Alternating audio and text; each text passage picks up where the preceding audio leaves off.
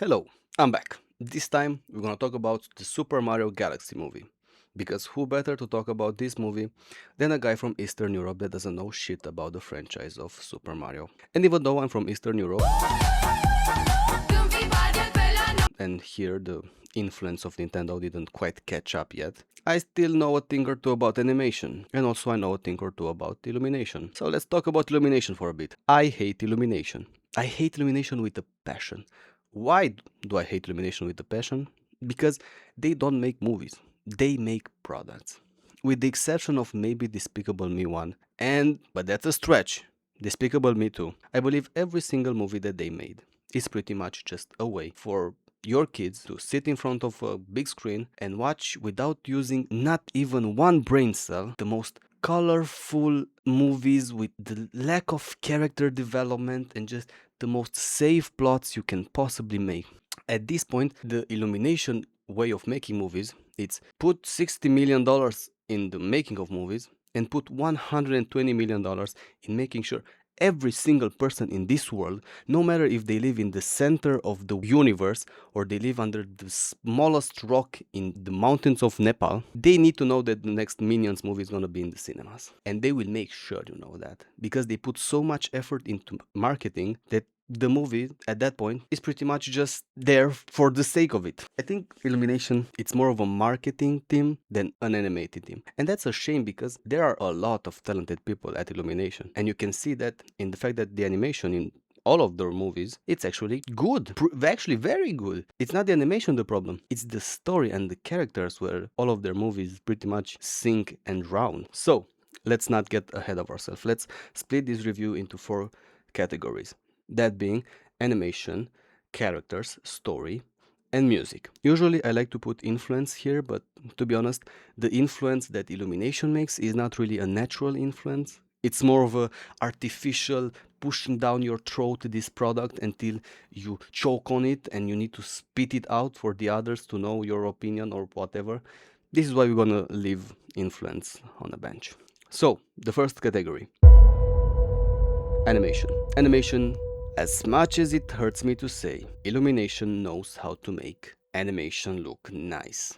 And of course, they know how to do this. That's the main selling point of their movies. The fact that they look eye-catching. I mean, the way you make an animated movie in the Illumination style, so you make your animation, your walk cycle, whatever, and then you put as much color as you can in that, and then you push it to the marketing team. They take it, put a nice bow on it, and sells it. And the animation in this movie is great. Of course it is. It's beautiful. The action scenes are on point. Everything is fluent. Everything is colorful. So many particles, effects. Every single image is just a thumbnail in the making. It's beautiful.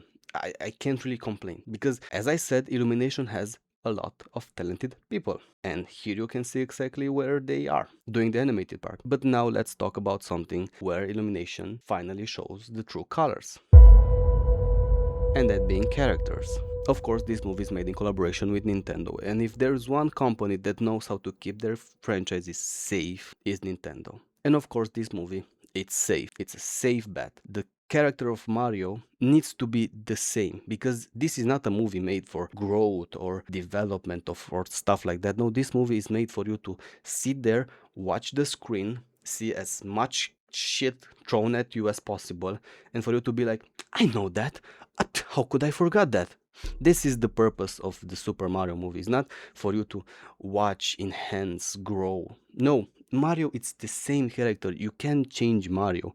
People have an image of Mario and you need to keep it that way. You can't change what Mario is and you can feel that. And it sucks because movie without change is just a long ass action scene made for you to close your brain and just enjoy the colors for 1 hour and a half. And that's exactly what this movie does. Takes the characters and put them on mini side quests here and there just for them to get to the next main scene where the action starts and you see these small characters going around the background and you are like, that's nice, oh that's cool. And this movie, it's extremely crowded because they need to put in as much shit as possible. You can have 1 second of screen time in which you don't go like, That's what the movie tries to do, and it does very great.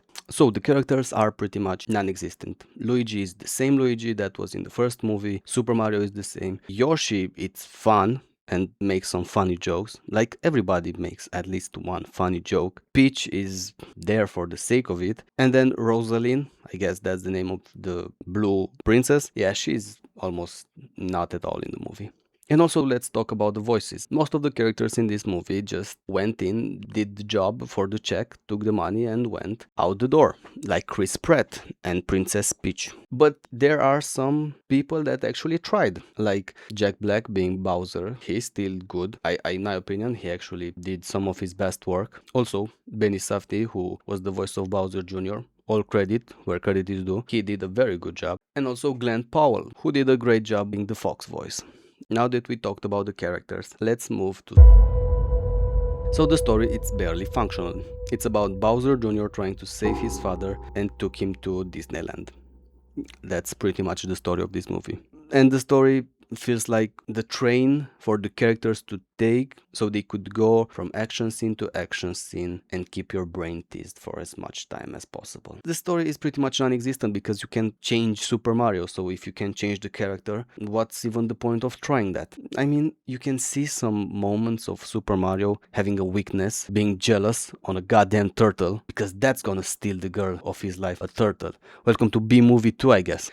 So yeah, there is not much story to talk about. Very cool action scenes, some good jokes here and there, but this movie doesn't have really a story as much as it has this mechanism of pushing you through action scene to action scene until the big action scene in the end. And then the movie ends abruptly. Okay, let's talk about the music. Besides the animation, I think the music department did a pretty good job. They knew exactly how to enhance the story by putting not only new music, but also music from the old games into this modern way in which to fit with the story and to push it forward, even though they had to work with the story that they had to work with. But all credit where credit is due. The music department on this movie made a pretty good job of making the most they could with the material that was given to them. So good job to music. So we are at the main conclusion at the end of the video.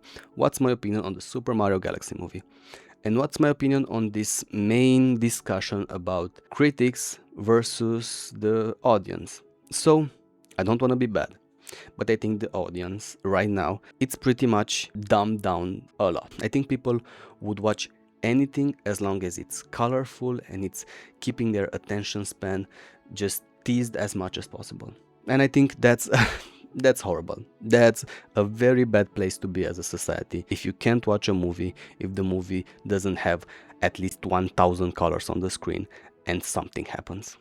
And this movie feels exactly that. It feels like a TikTok reel made to be 1 hour and a half. It feels like multiple stitched together cinematics made for your attention to be like, okay, more, give me more. So I don't really enjoy this movie that much. I think it's a 5 out of 10 because the animation and the music push this movie a bit more. And if I was maybe, let's say, a fan of the Super Mario franchise, maybe I would have been more like, yeah, 10 out of 10, this is the movie I wanted to see. Give it the Oscar already, why are we wasting our times here? But I'm not. I'm just a fan of animation, not a fan of Illumination, that wanted to enjoy a movie. And sure, it's a no-brainer. It's a sugar rush.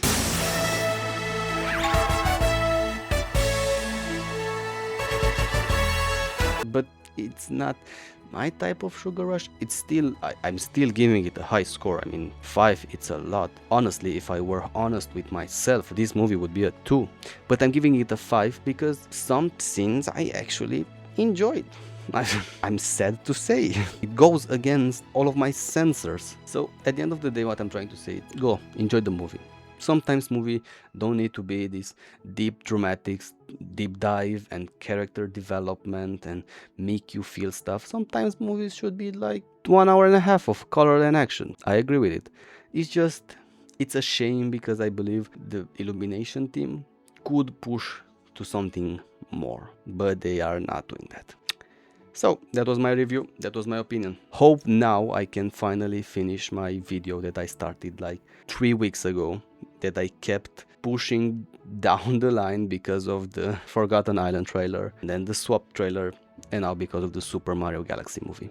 Go, watch it, enjoy it, feel good, because at the end of the day, we all die. It's not that deep. Enjoy the movie. Bye. Peaches, peaches, peaches, peaches, peaches.